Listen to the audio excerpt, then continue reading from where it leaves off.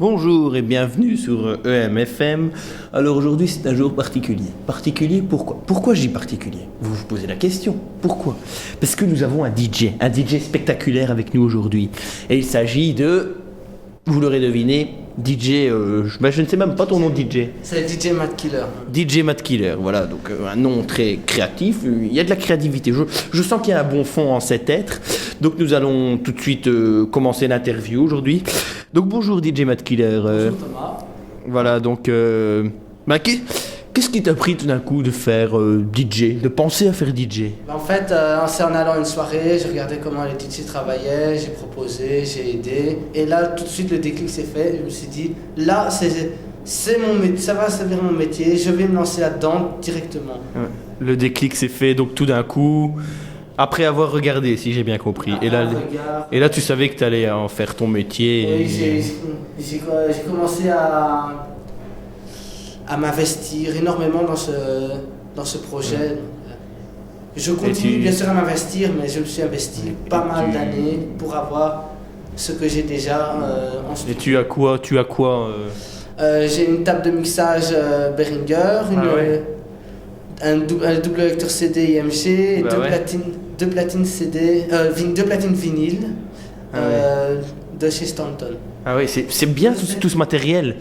On va dire tout ce matériel c'est bien, mais il faut avoir la qualité, il faut avoir l'oreille musicale. Et est-ce que tu l'as ça, DJ Mad Killer? L'oreille musicale, je l'ai. Il suffit de...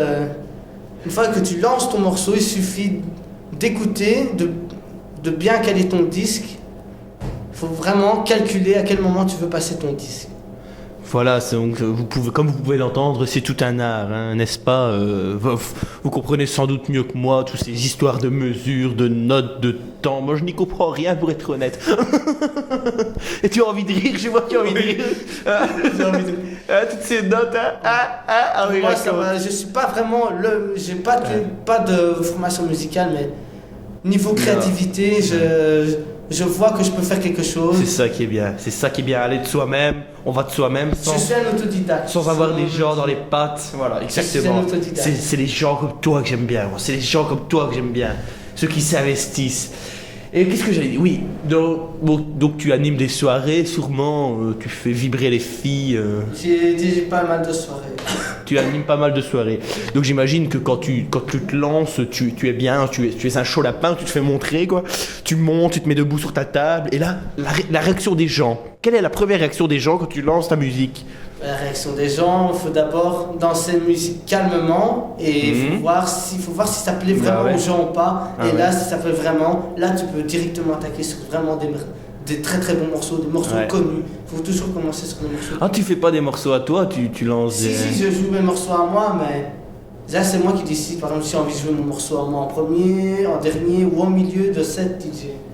Voilà, je te souhaite tout le bonheur pour ta carrière et une petite question comme ça qui me passe par la tête.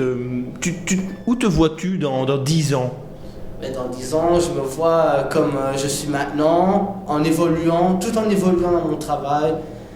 Pas forcément être meilleur, oui, mais être le meilleur pour moi. Mais tu es le meilleur, Florian. Ça y est, c'est pas de discussion. Et tout le monde le dira.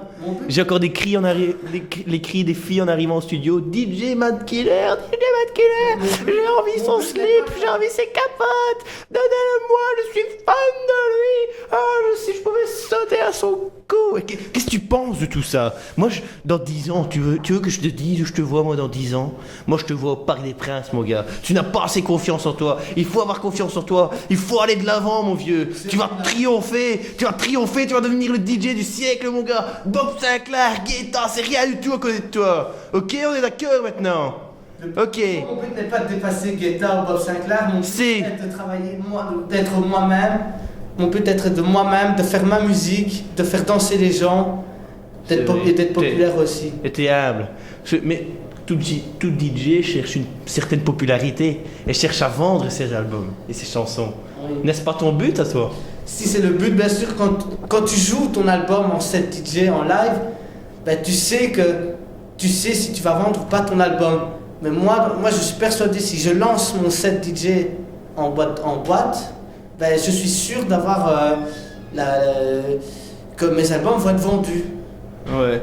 Mais c'est une bonne objectif. Mais avant de lancer l'album directement, tous les morceaux de l'album, il faut jouer par exemple un morceau de l'album par soirée, un ou deux par soirée. Voilà. Tous les gens, Si tu es pas trop ambitieux, c'est bien. Faut pas être trop ambitieux parce qu'après on risque de tomber de haut. On risque de tomber de haut. Et ça fait mal.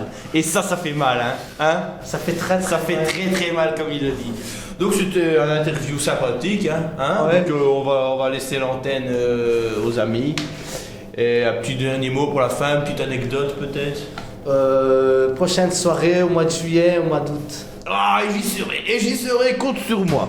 Donc nous allons rendre l'antenne et bonsoir à tous, au revoir. Au revoir.